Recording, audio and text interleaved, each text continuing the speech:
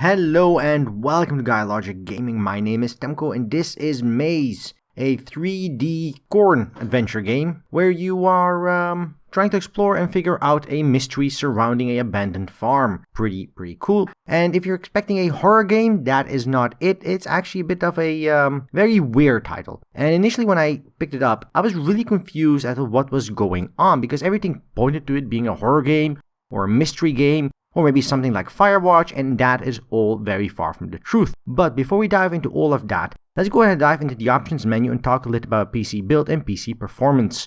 As always, you can skip straight on ahead to the gameplay section if you are so inclined. In the options menu, we have our regular resolution, full screen windowed, as well as windowed mode, VSync, and gamma correction. Very good that they have full screen windowed, I do approve of that. Other than that, we go to visuals, and this is a bit of a weird one because I can't really edit any of these. I can only change the quality preset, so you can't manually edit shadows, AA, or anything like that. Unless you go to custom, and then you can edit them here this way. The game's performance is decent, but not perfect. The game does run a stable 60 FPS at most times, but there are some weird issues here. Most prominently, for example, is motion blur, which this game has a ton of, as well as the various amounts of pop-in you'll see in the video itself is pretty high, with post-processing also being really slow, and there are some other issues in the graphical rendering department. Bugs-wise, as well as crashes or frame drops, those aren't in, but there are definitely a bunch of graphical glitches. If we head into audio, you'll see there's voice, SFX, music, and ambient sounds. All of this is pretty good. The defaults are pretty decent as well, in my opinion.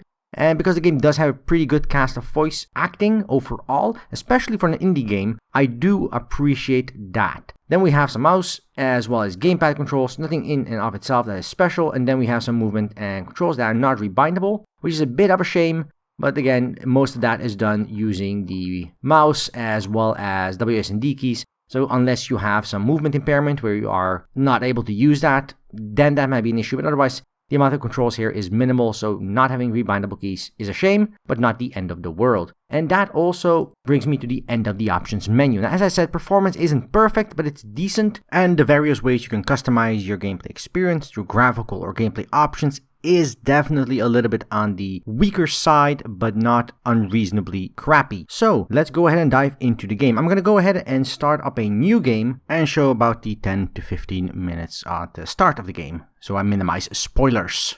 Now, Maize is a bit of a mixed bag when it comes to graphics. On one end, you have some very nicely rendered scenery, some very high fidelity textures, and some very good animation quality, especially on some of the corn and maize later in the game you come across. But the amount of pop-in and the amount of rendering that goes wrong and shaders that mess up and stuff like that happens is insane, and that should never have passed QA. It is really dragging the game down quite a few notches in terms of its visual fidelity translating to a nice gameplay experience.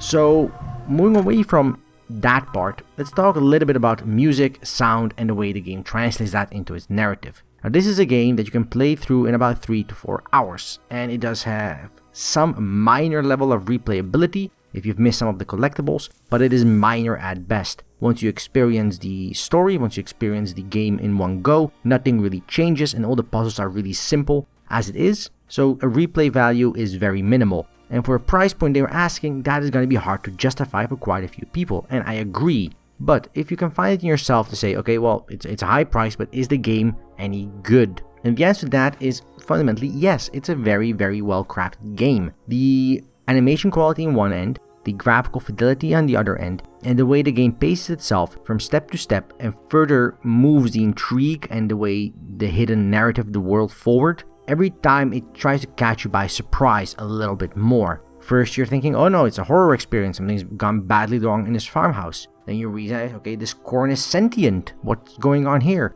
And every single chapter moves that narrative and creates some very interesting twists and turns in terms of storytelling and narrative expose. And that is very well put together, no complaints at all. The issue I have with it though is that the game is very simple in its gameplay method. All the items you find can only be used in one specific location, and generally that location is highlighted, there's no searching around. So there's no hidden object in this hidden object-esque game. All the puzzles you do are really straightforward because all the other pathways are going to be locked off. You could see some of the boxes on the path. That's where it magically cleared off by the sentient corn earlier.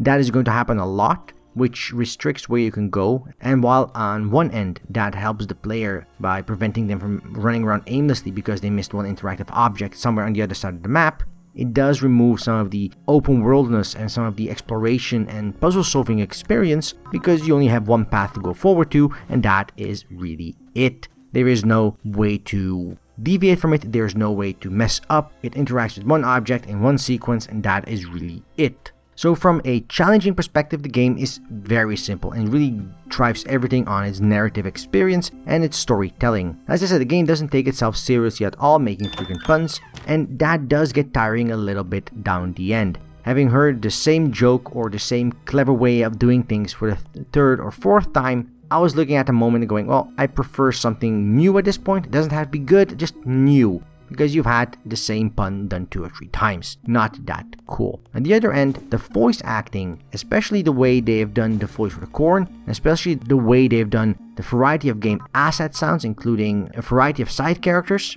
is really well put together and does elevate the game from a interesting but jokey experience into something that is actually a narrative experience, purely through excellent voice work by the voice actors. Really, really solid. Now, part of the strength of this game is that it continuously changes the environments you find yourself in. Where most games try to constrict the area you're in terms of visuals, this game forces you from various different visuals and different environments, and a different feel for all these various environments time and again. So even when the gameplay is a little bit lagging in terms of mechanical complexity or even puzzle complexity, it still creates a very interesting experience from the fact that the visuals are unique, they stay fresh because you're in new environments time and again, and the way the story progresses and the various twists and turns it takes, that creates the enjoyable aspect of the experience of this game. But keeping in mind that even this is not flawless, and that is, I think, the tune of this game. Interesting, but flawed. Because if you look at some of the puzzles you come across, some of the lore objects you find,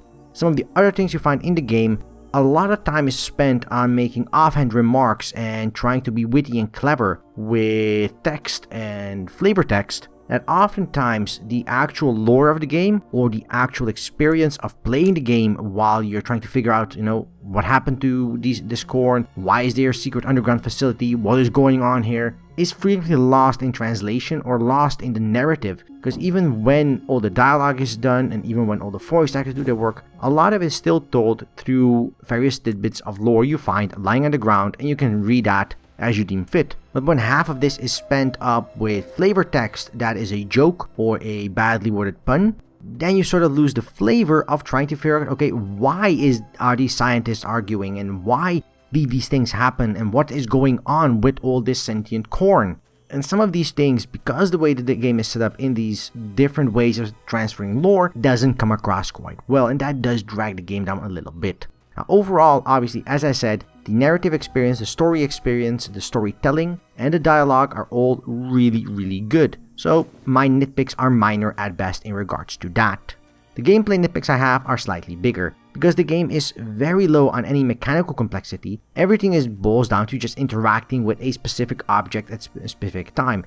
Yes, you're running around in the world, but because you're restricted to where you can interact with things, you're restricted what you can do in the scenery, and you're extremely restricted at where you can go at any given time. In the game, it ends up running around on the map until you see something highlighted, clicking on that, and then moving to the next item, and just cycling through the items you have in your inventory to figure out whether or not that is the way forward until you get to the next little bit of cool narrative. So, overall, Maize is a very interesting, well put together story and narrative driven experience that is an enjoyable 3 to 4 hour playtime. Not a lot of replay value, and it doesn't hold a lot of extra mechanical complexity or challenge, but if you are into narrative experiences, if you are into mystery games, and if you are interested in a good story, then Maize does offer that in spades. But the main point we're going to run into is the price point for the game. Now, that is something you have to decide for yourself, whether or not a game is worth your money.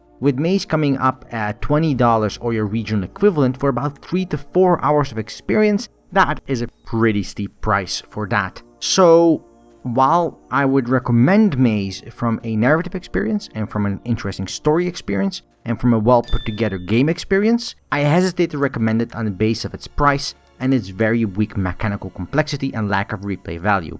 As always, you can check the game out on Steam, there's a link in the description below, and see for yourself whether or not this title is something you might enjoy. So thank you for watching. If you liked this video, press the like button below. If you didn't like this video, there's a dislike button for exactly that reason. And leave a comment. Tell us what you liked, tell us what you didn't like. Tell us whether or not you feel this game is worth the money. We want to hear back from all of you. And if you want to see more content like this on the channel, just press that subscribe button down below and we will deliver. And until then, I wish you a good day, and until next time, right here, GuyLogicGaming.